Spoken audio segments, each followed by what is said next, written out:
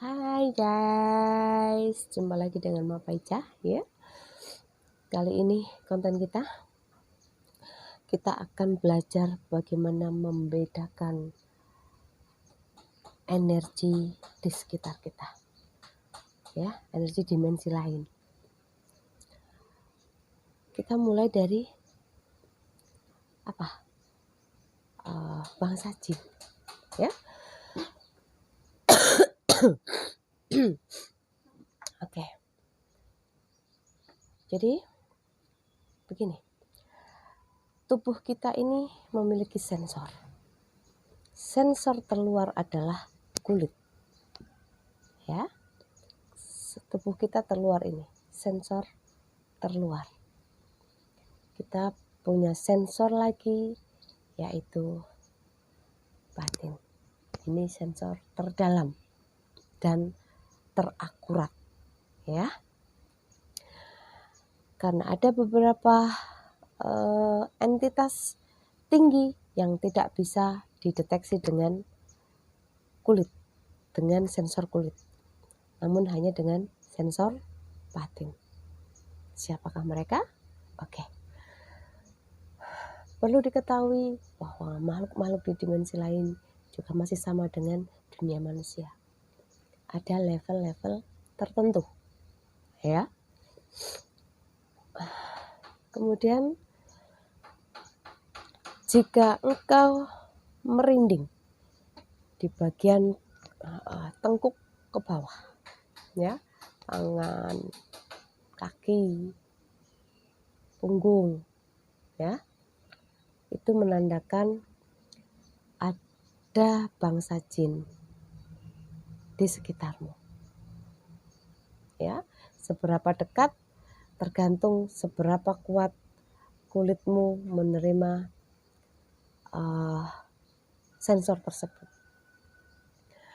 Lebih dekat, semakin makhluk itu semakin dekat dengan kita, maka kau semakin merinding biasanya ya. Jadi bangsa jin, siluman, apa lek ngarani wong Jawa, ilu-ilu, banaspati, pripayangan semono kuwi ya, itu merinding dari tengkuk ke bawah.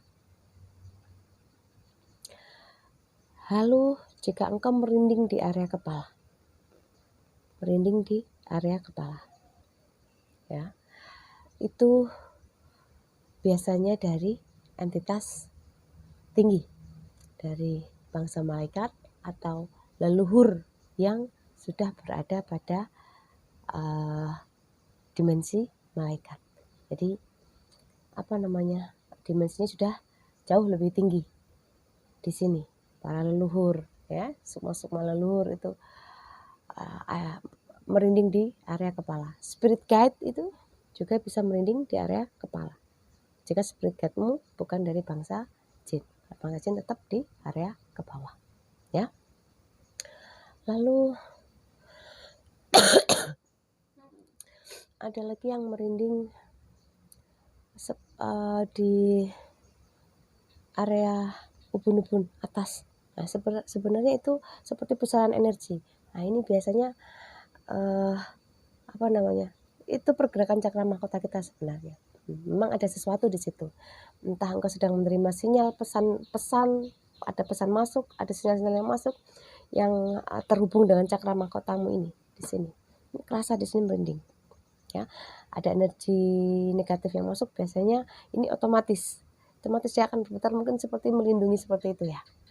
Mak juga sering merasakan itu ya. Terus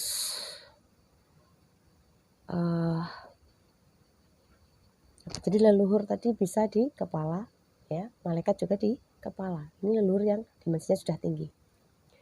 Lalu ada lagi leluhur yang tidak mampu dideteksi oleh ini, yang di luar ini. Tapi dia kok ada pemberitahuan dari ingsunmu, dari higher selfmu, bahwa ada sosok leluhur di dekatmu atau datang menemuimu. Tapi kenapa kok tidak ada sensor, tidak ada reaksi dari sensor terluar? Cuman batin itu di dalam ini seperti ser begitu, terus dia bereaksi ya. Ada yang halus, ada yang kasar, seperti itu ya. Nah, biasanya itu leluhur yang ada di alam yang lebih tinggi lagi, di atas alam malakut, di atas alamnya para malaikat, ya. Jadi dia hanya bisa dideteksi dengan batin, ya, sangat halus. Jadi beliau sudah pada alam kemurnian, ya, seperti itu. Dan itu yang membedakan, guys.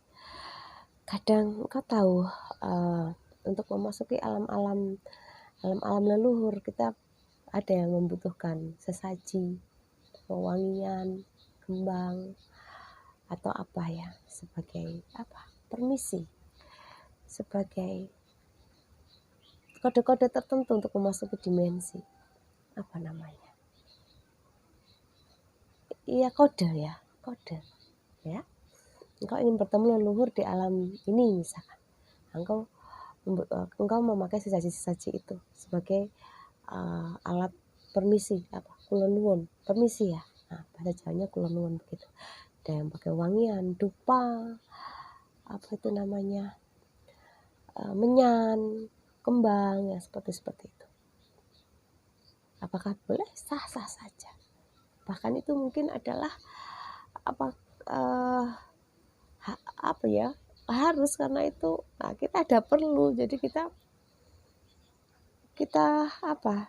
ada perlu, kita mengundang beliau untuk bertemu beliau, ya kita membayar tiket untuk beliau, gitu ya. Beda lagi dengan seseorang yang pernah dengar engkau kalimat wangi tanpa kembang. Jadilah dirimu wangi tanpa kembang, ya. Orang-orang yang sudah berada pada kemurnian jiwa, dia tidak lagi memerlukan sesaji, wewangian, tidak perlu lagi. Dia sudah bisa ke dimensi manapun di alam semesta, karena dia sudah murni, hutang-hutang karmanya sudah dibayarkan, ya. Bisa dibilang dia ini sudah sudah jadi cahaya juga. Jadi untuk kemanapun dia sudah tidak memerlukan kode-kode yang dibutuhkan, ya. Tinggal masuk aja, sudah. Jadi dia sudah jadi orang dalam, istilahnya seperti itu. Dia sudah bisa kemana-mana tanpa harus menggunakan seperti itu, karena dialah kembang itu, dialah wewangian itu, dialah sesaji itu. Biasanya ini untuk orang-orang yang memang sudah khusus, ya, dan masih sangat jarang orang yang mencapai ini, ya, karena tentu lelakunya sudah sangat luar biasa. Dia sudah melewati pembersihan yang sangat menyakitkan, ya. Bagaimana untuk mencapai seperti itu? Mae kasih kuncinya, sering sekali Mae memberikan kuncinya padamu. Penerimaan, tompon, sakit tompon, seneng ya ditompo, semua terimalah dan terimalah.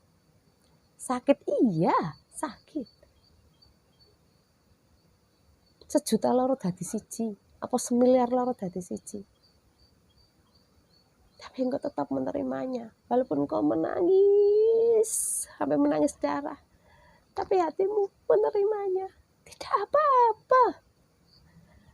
apa-apa jika ini memang bisa membersihkan diriku, ya.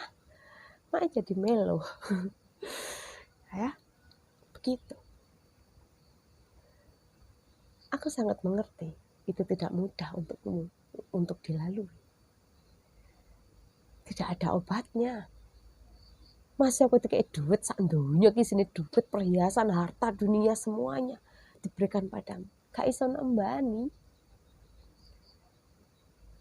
Sing makhluk gaib tangise gambar jagat. Itu menurut salah satu gurunya Mae. Beliau mengatakan artinya donya itu iso dadi obat, ya iso dadi tangis. Begitu. Permasalahan manusia di dunia ini kan hanya harta benda, tahta wanita seperti itu. Ya bukan wanita ya, cinta ya, karena kalau perempuan ya tidak mungkin wanita. Harta, tahta, cinta seperti itu. Itu sudah satu kesatuan. Ketika satu turun, yang dua juga turun. Itu sudah dari asal usul dari sana dulu. Pelajaran mbah kita, sing darani ndok, ndok asal usul Sang Hyang Ismoyo Antoko.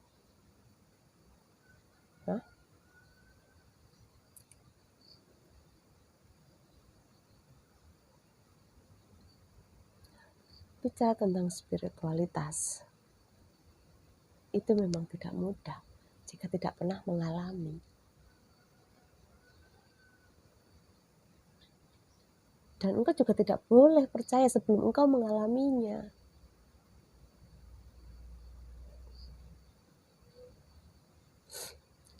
Jadi, untukmu yang dalam perjalanan, jalan spiritual itu sangat licin. Aku mengatakan jembatan Shirathul Mustaqim itu ya saat ini, sekarang ini, jalan spiritualmu itu. Kapan saja engkau bisa terpeleset. Ada yang berjalan sangat lambat, ada yang menggunakan mukanya, ada yang berjalan, ada yang jalan di tempat, ada yang agak berlari, jalan cepat, ada yang lari cepat, bahkan ada yang secepat kilat. Ada. Ya. Para spirit guide-mu itu membantumu, guys.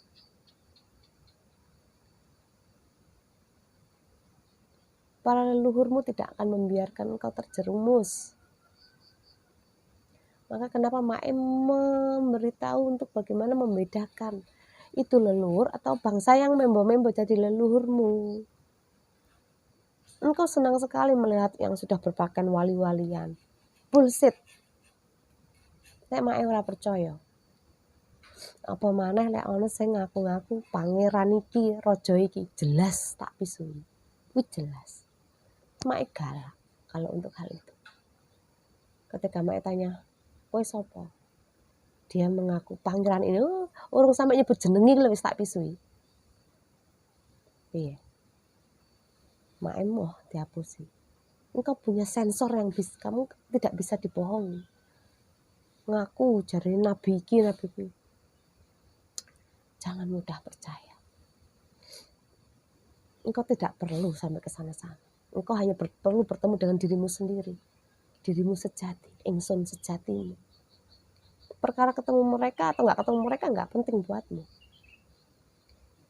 Ya, walaupun di dalam perjalanan ke dalammu, engkau akan bertemu para leluhur. Tapi engkau akan bisa membedakan. Ini loh petunjuk jalanmu, batinmu. Ora usah seneng ngwasi wong sing udeng-udengan wali-walian ngaku iki ngaku kuwi. Saiki wis ora usum. Saiki duduk zaman Nabi, duduk zaman wali. Ya, sekarang zamane ingsun. Kebenaran.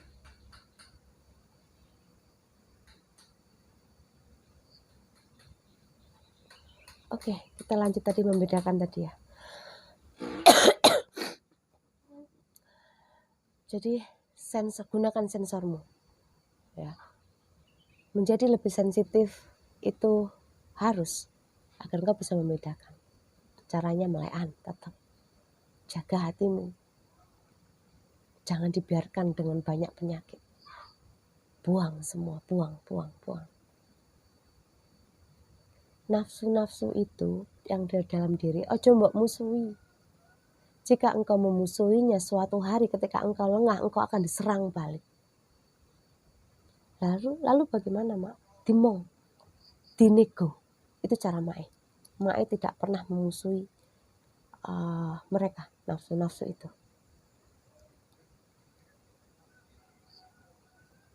Dimong, dinego, diajak bicara.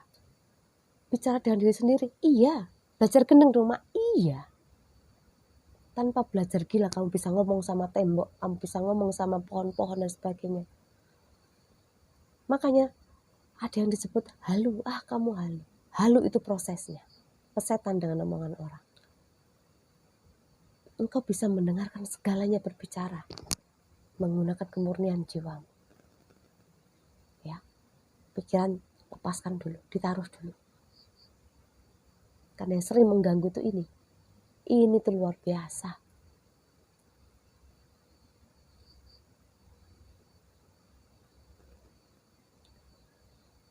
Lambat laun, kau akan bisa membedakan hatimu. Hatimu akan menjadi penuntun. Siapa orang yang engkau lihat, siapa yang ngaku-ngaku dan siapa yang sebenarnya.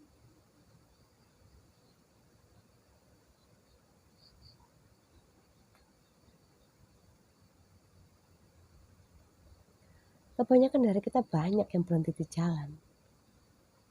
Ketika mengetahui bahwa aku ini pangeran A, aku ini putri B. Seperti itu. Akhirnya dia mengakui itu. Ya memang dia punya kekuatan supranatural. Dia sakti lah istilahnya. Dia bisa ini, bisa itu. Tapi itu bukan tujuan kita. Kesaktian itu efek. Makrifat itu efek. Yang terpenting ini adalah perjalanan kita dulu menuju ke sana. Jangan kehabisan bekal.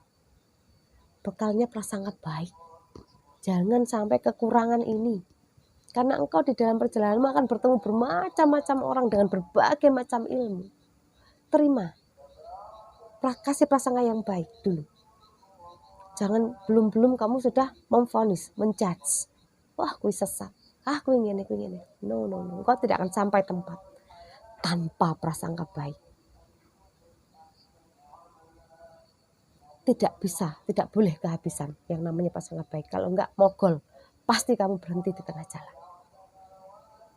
Menurut kitabnya Barenggo Warsito kan juga begitu. Sak gede-gede dosa ki yen kowe laku makrifat, kowe mandek nang dalan, mogol. Maka jangan berhenti. Banyak hal yang lebih wah di dalam dirimu. Kenapa harus banyak melihat keluar diri? Ono sing seneng, aku turunane raja kae, putri kae, ratu kae. No. Itu hanya sekelumit kisah saja. Banyak nanti yang harus kamu lewati, itu banyak. Kayak sing lanang-lanang kono pring petok kono sing opo anti cukur dan sebagainya. Ngentekne sandal rolas lho ora ono duite.